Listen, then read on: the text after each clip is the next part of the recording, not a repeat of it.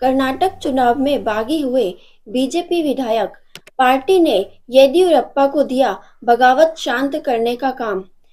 दोस्तों, बीजेपी कर्नाटक विधानसभा चुनाव में अब तक बहुमत के आंकड़े को पार नहीं कर पाई है। ऐसे में करीब 30 सीटों पर बगावत का सामना कर रही पार्टी को लगभग 10 सीट पर नुकसान उठाना पड़ सकता है। कर्नाटक में अगले महीने 10 मई को विधानसभा चुनाव होना है। राज्य की सत्तारूढ़ बीजेपी अब तक 224 निर्वाचन क्षेत्रों के लिए अपने 124 उम्मीदवारों की सूची 2 पालियों में जारी कर दी गई, जिसमें भगवा पार्टी ने 58 नए चेहरे पर दांव लगाते हुए चुनावी मैदान में उतारा है। इसके बाद सीट बंटवारे से नाराज पार्टी के विधायकों में टिकट न मिलने से नाराजगी बढ़ गई है। टिकट बंटवारे को लेकर विद्रोह झेल रही बीजेपी ने कर्नाटक के कृष्ण कहे जाने वाले बीएस येदियुरप्पा को एकजुट करने का जिम्मा सौंपा है। कहा जाता है कि पूर्व सीएम का बगावती नेताओं से अच्छे संबंध हैं, जिसके चलते पार्टी अलाकमान ने उन्हें विद्रोह शांत करने को कहा है। भारी विद्रोह के बाद कर्नाटक के मुख्यमंत्री बसवराज बोम्मई ने भी बुधवार को कहा कि आलकमान और वो खुद वरिष्ठ नेताओं से बात कर रहे हैं। उन्होंने कहा, हमें उम्मीद है कि इसे सुलझा लिया जाएगा।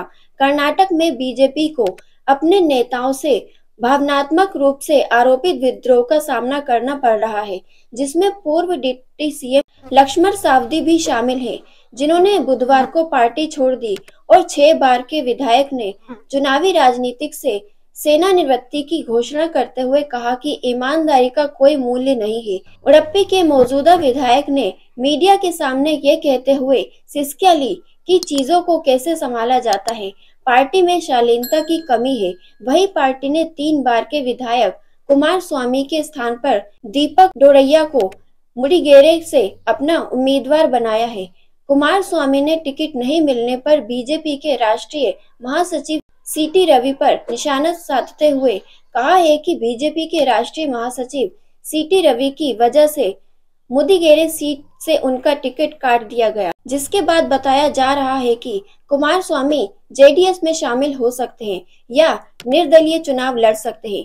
बीजेपी के वरिष्ठ नेता और विधायक नेहरू ओलेकर ने भी विधानसभा चुनाव में टिकट न मिलने के बाद गुरुवार को पार्टी छोड़ दी। अनुसूचित समुदाय के 2 बार के 65 वर्षीय विधायक ने टिकट न मिलने का आरोप सीएम बोम्मई पर लगाया है। ओलेकर ने बोम्मई पर कुछ दिनों पहले ही ड्रिप सिंचाई परियोजना के तहत घूस लेने की बात कही थी, जिस पर सीएम ने कहा था कि उन्हें आरोप लगाने दे, उन्हें सबूत के साथ आना चाहिए और लगाए गए आरोप को सही साबित करने के लिए देने दें।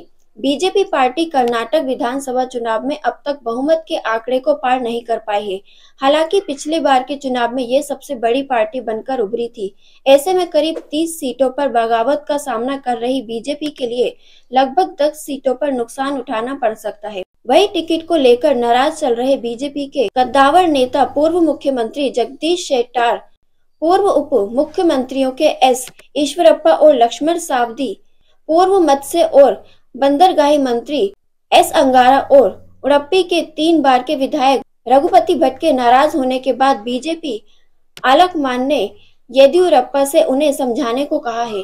वहीं एनआर रमेश को टिकट न देने के बाद करीब 1200 से अधिक उनके समर्थकों ने पार्टी की प्राथमिक सदस्यता से इस्तीफा भी दे दिया है। हुबली धारवाड़ सेंट्रल के विधायक पूर्व सीएम जगदीश शेट्टार ने बुधवार को दिल्ली में बीजेपी के राष्ट्रीय अध्यक्ष जेपी नड्डा से टिकट न मिलने को लेकर मुलाकात की, ये स्पष्ट करते हुए कि वो मैदान से नहीं हटेंगे। शेट्टार ने कहा, मैंने अपना विचार व्यक्त किया है कि मैं चुनाव लड़ने जा रहा हूं।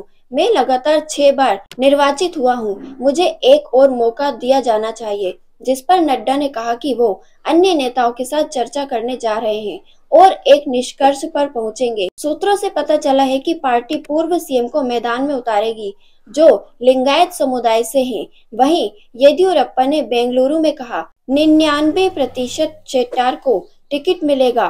कर्नाटक में विधानसभा का चुनाव आगामी 10 मई को होगा, जबकि नतीजे 13 तारीख को आ जाएंगे। दोस्तों, अब आपने देखा कि कर्नाटक में कितने नेता भाजपा से ही बगावत कर रहे हैं। तो आपको क्या लगता है कि भाजपा जीत पाएगी?